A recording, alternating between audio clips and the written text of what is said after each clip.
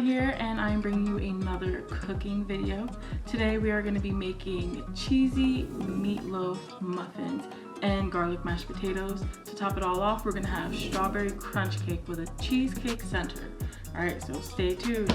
Okay, so first up in this green bowl I have 2 packages of cream cheese at room temperature. So that's about 16 ounces. Alright, so the first thing we're going to do is blend it up until it's creamy.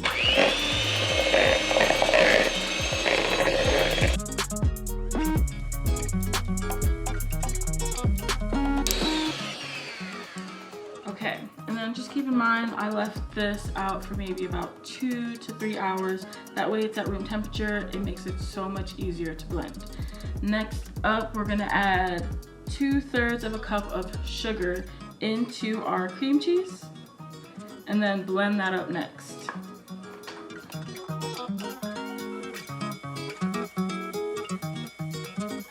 So once you blend that, it should look a little bit creamy as well. You don't want to over blend it, otherwise it's going to come out a little bit too tough, and that's what we don't want for cheesecake. Okay, so now we can start adding in our wet ingredients. Right here I have 2 whole eggs, a 1/3 cup of sour cream, a 1/3 cup of heavy whipping cream, and then 1 teaspoon of vanilla extract. All right, so we're gonna try and add 1 egg at a time. Let's see how this goes. Boom. All right, then blend it.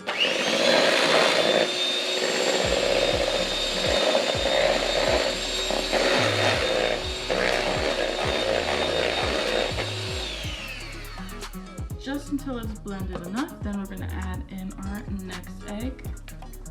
There we go.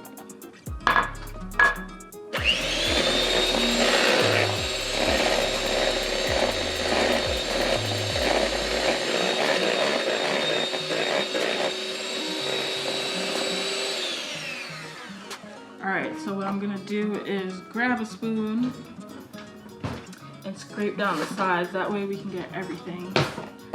All cheesecake matters.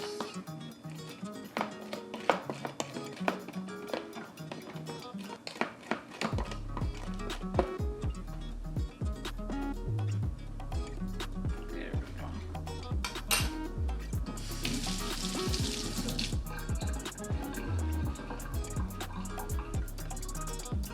All right, let me just give it one more quick blend.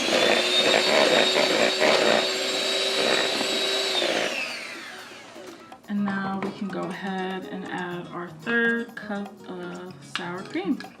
And the good thing about adding sour cream to cheesecake, it just adds a little bit of moisture in there.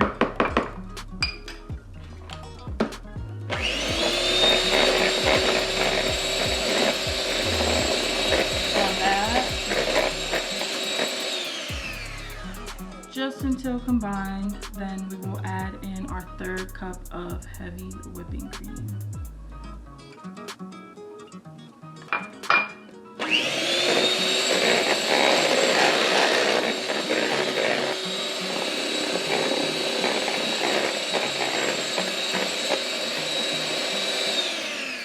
And last but not least, 1 teaspoon of vanilla extract. Let's put that right in there. Blend it one more time.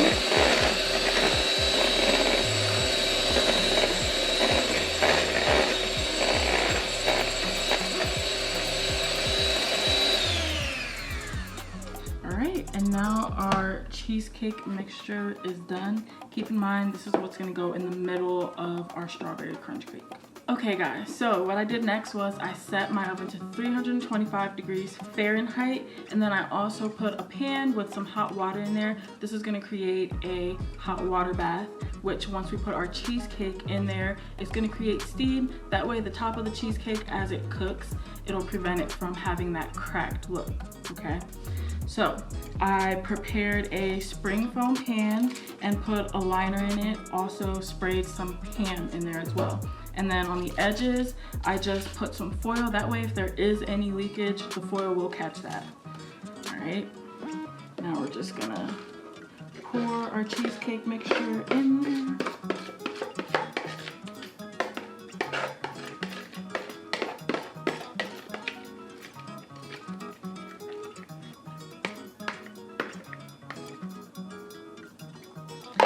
And then we're gonna pop this bad boy into the oven for 45 minutes.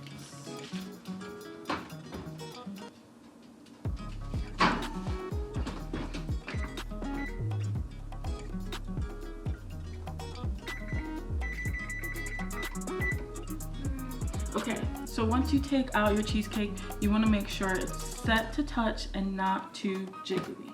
Okay guys, so we're gonna get started with our cheesy meatloaf muffins. First things first, I have 3 pounds of ground beef right in this bowl. And then these are the ingredients that I will be adding into it. First ingredient is gonna be 1/2 cup of Italian breadcrumbs.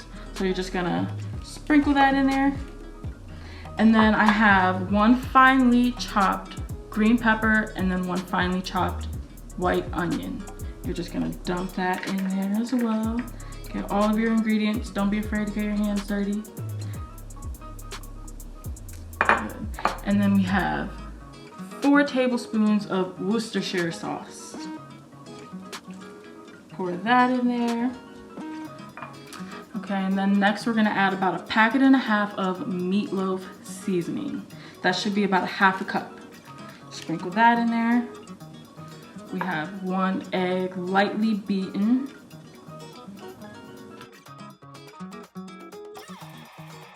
And then I have 1 tablespoon of freshly chopped garlic.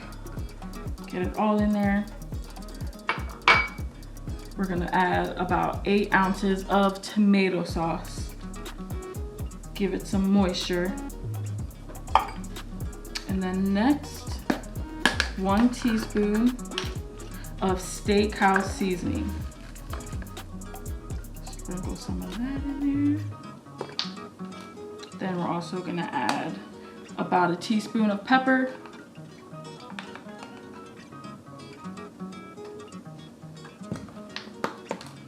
And then 1 teaspoon of freshly cracked salt. You can just give this an estimate. Just make sure you don't overdo it.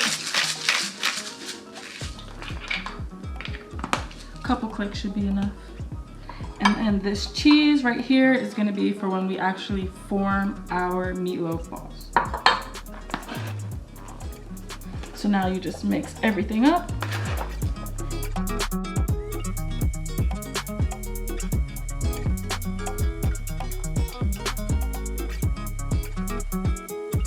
Okay, so next we're gonna start working on our sauce for the meatloaf. Keep in mind, half of this mixture will be going into our meatloaf and then the other half we'll be saving for when our meatloaf muffins are done. So first things first, we have 1/2 cup of white distilled vinegar. We're gonna pour that in our bowl. Then 1/2 cup of dark brown sugar. 1/4 cup of Worcestershire sauce. And then 1 cup of ketchup. Get it all in there.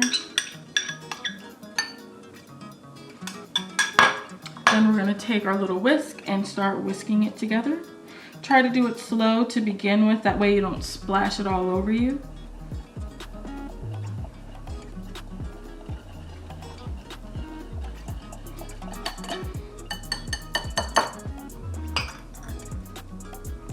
Okay, so now we're gonna take our meatloaf and our mixture.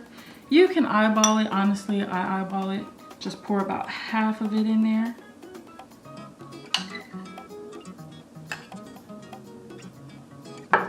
And then we'll save some for later.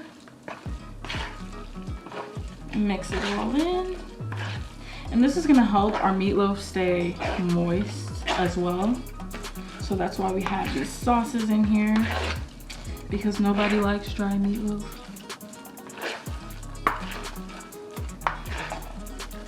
So now we're gonna start portioning out our meatloaf muffins into the muffin pan. I'm using a ice cream scoop for reference. So I'm taking about 3 scoops of our meatloaf. You're gonna put it in your hand and then you're gonna take a cube of cheese and push it down there in the middle and then kind of wrap that meatloaf around that cheese. And then you're just gonna put it inside of your muffin tin. And then that's it. So I'm gonna go ahead and then get the rest of these all ready.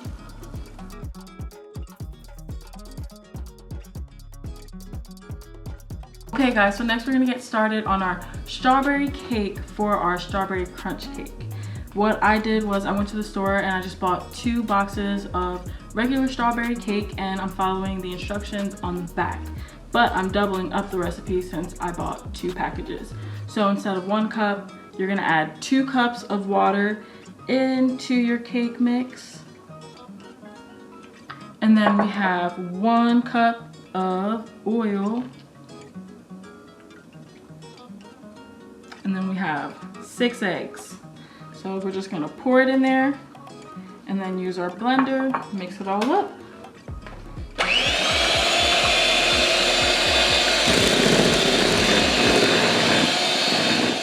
Guys, now that that is all done, I'm gonna go ahead and start pouring my strawberry cake into 2 9-inch rounds. I put parchment paper to line the bottom of the pan, and then Pam, which is our non-stick spray.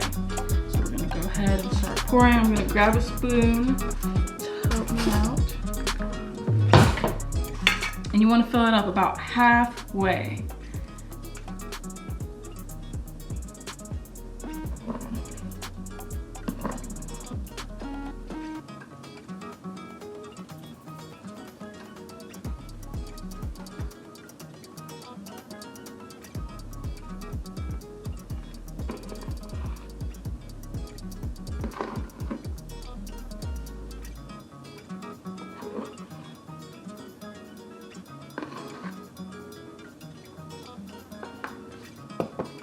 Okay, so now that I have these poured in here, they're gonna go into the oven at 350 degrees for about 30 to 34 minutes. But I would definitely recommend checking them with a toothpick after about that 30-minute mark, just to make sure it comes out nice and clean. If not, you know to leave it in there a little bit longer. So next, we're gonna get started on our garlic mashed potatoes. First things first, we're gonna use a bulb of garlic and we're gonna cut the top off of it.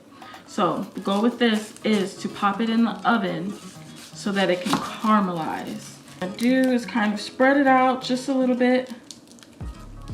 That way we can get some olive oil in there. That should be good enough. We're gonna take our olive oil. It may get a little bit messy, but that's okay. And you're just gonna let it pour into the creases of your garlic. There we go. Then we're gonna take it and then just wrap it in aluminum foil. Then we're gonna take this, pop it into the oven at 350 degrees for 45 minutes to an hour. You wanna make sure it's caramelized when we take it out. That way when we put it inside of our mashed potatoes, it blends up nice and smoothly. All right, so next I have 3 pounds of Yukon golden potatoes that I'm gonna go ahead and cut up, rinse them off, and then throw them into the pot that I've already started behind me.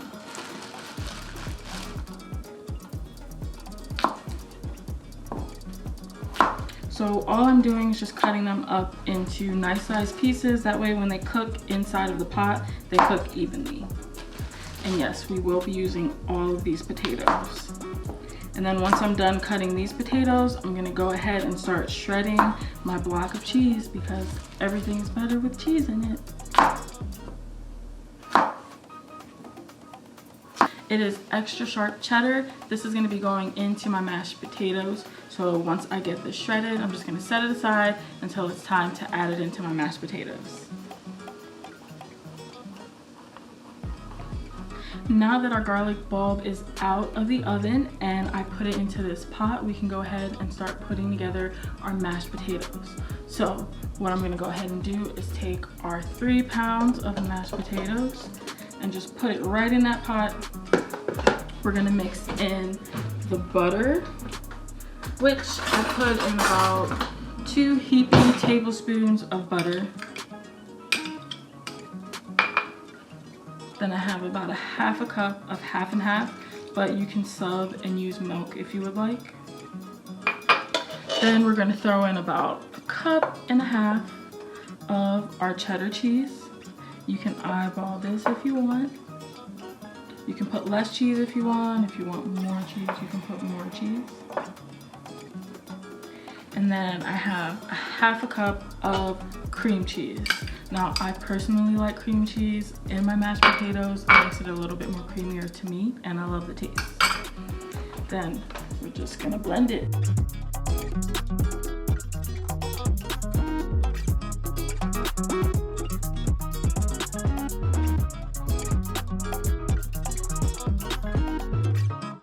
Okay, so now that this is blended, I'm gonna go ahead and put it into a pan, and we're actually gonna bake this in the oven at 400 degrees for about 20 minutes. I'd say between 15 to 20 minutes. And then we'll be ready for some cheesy goodness. Alright guys, so now our strawberry cake is done and taken out of the oven. I'm gonna let these cool off, and then we're gonna start assembling our cream cheese icing and our strawberry crunch cake topping. In this bowl, I have 2 packages of cream cheese. That's about 16 ounces, and it is at room temperature. That way it's nice and soft, so that when we blend it, it comes out creamy. Then we have 2.5 cups of powdered sugar, 1 stick of unsalted butter. Now you want to make sure it is not salted, otherwise your cream cheese icing is going to come out very salty. And then we have 1 tablespoon of vanilla extract. So first I'm gonna start by blending up my cream cheese, making it nice and smooth. And if you left it out at room temperature, it should only take like 30 seconds. Now we're gonna add our stick of unsalted butter. Put that to the side. And then blend that in there. Blend it until it's just combined. And I also left the unsalted butter out at room temperature too. Okay, so now that we're gonna start adding in our powdered sugar, you wanna add this in little by little. That way you're not dusted with an entire cloud of powdered sugar all over you. So I usually just add a little bit at a time. I still always get dusted, but that's okay. And then blend. Blend on low.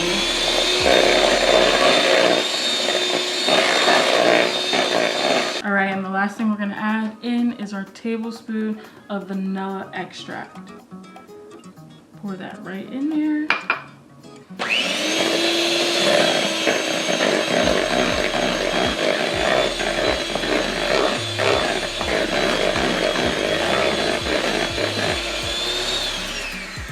Alright, and then remember guys, it's important to just mix it until it's just combined.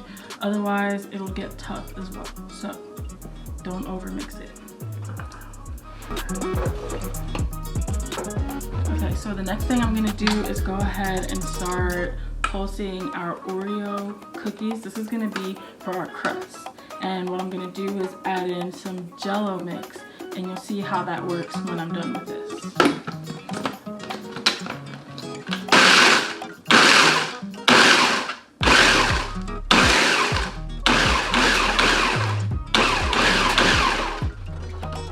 You don't want it to be finely chopped, you just want it enough to where there's still some crumbs. That way there's a nice good texture on our cake.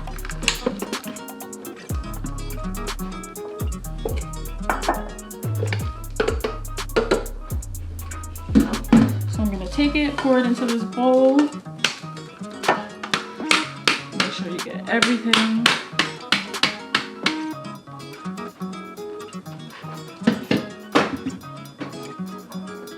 And then we're gonna take about 1/3 of this cookie mixture and put it into a separate bowl.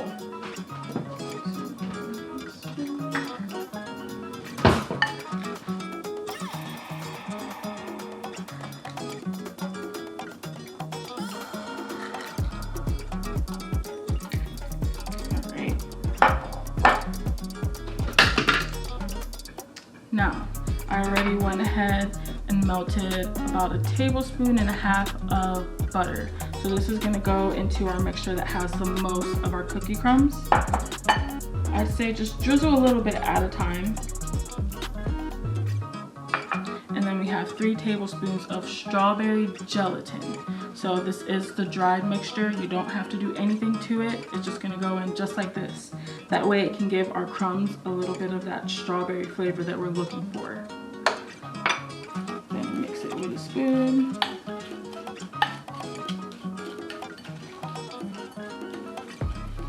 And then always keep in mind, you can taste it to see how it tastes. If it has too much strawberry or not enough, you can always add more. But I always say add a little bit at a time. That way you don't overdo it.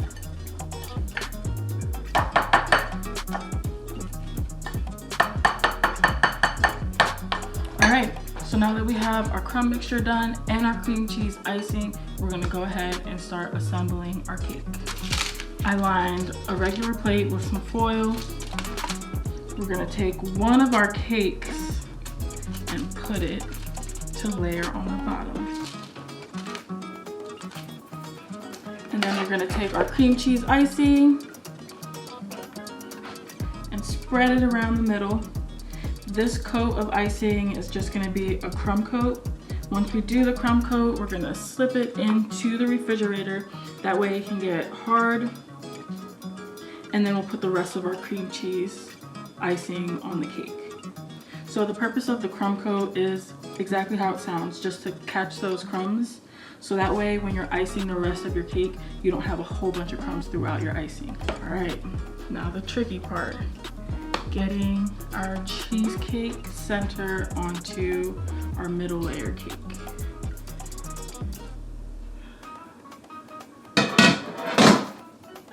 So we're just gonna put that right on top. And then we're gonna take off the wax paper that I used to line the bottom of the spring foam pan.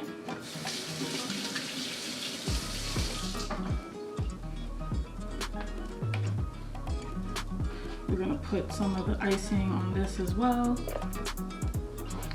And then we're gonna top our last layer of cake on. So at this point, what I do is, because sometimes the cheesecake layer is actually a little bit bigger than the cake layer, I start to trim off a little bit of the cheesecake around the edges. That way, when we go ahead and ice it, it's nice and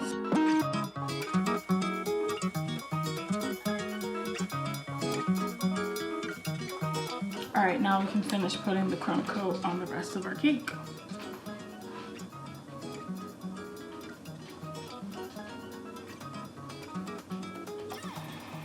Okay, so now that we have the crumb coat on there, I'm gonna go ahead and put it in the fridge for about 10 to 15 minutes. That way the outside gets a little bit hard and we can finish putting our icing on top. Okay, so I went ahead and I took our cake out of the refrigerator. We're gonna finish putting our cream cheese icing on it and then start decorating it with our topping. All right, so now that we have this all covered with our icing, we're gonna go ahead and start putting our crumb topping on. Don't worry if you can see any of the paint cake through the icing, that's fine because we're gonna be covering it up anyway. All right, so what I like to do, you're gonna have to get your hands dirty. I usually sprinkle some over top, and then I go into the strawberry cookie mixture. Sprinkle that over top as well. It will get a little messy, but that's okay.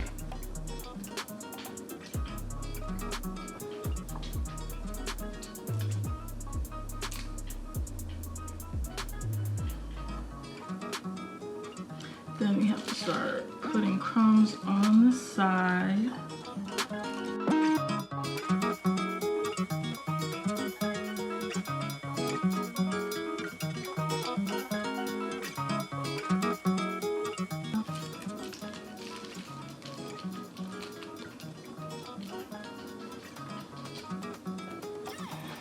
Okay, so now our cake is officially done and we can dig in after dinner, of course.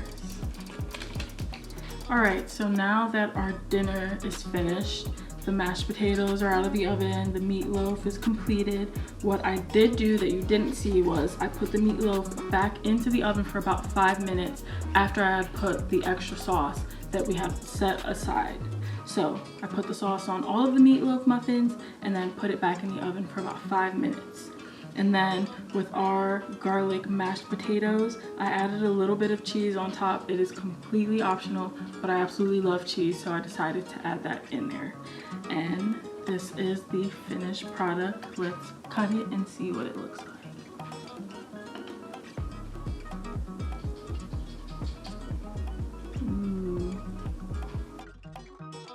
All right, so now our dinner and our dessert is all done. We can go ahead and dig in. If there's anything else that you'd like to see me make, go ahead and drop a comment below or tell me how your experience went. Don't forget to subscribe.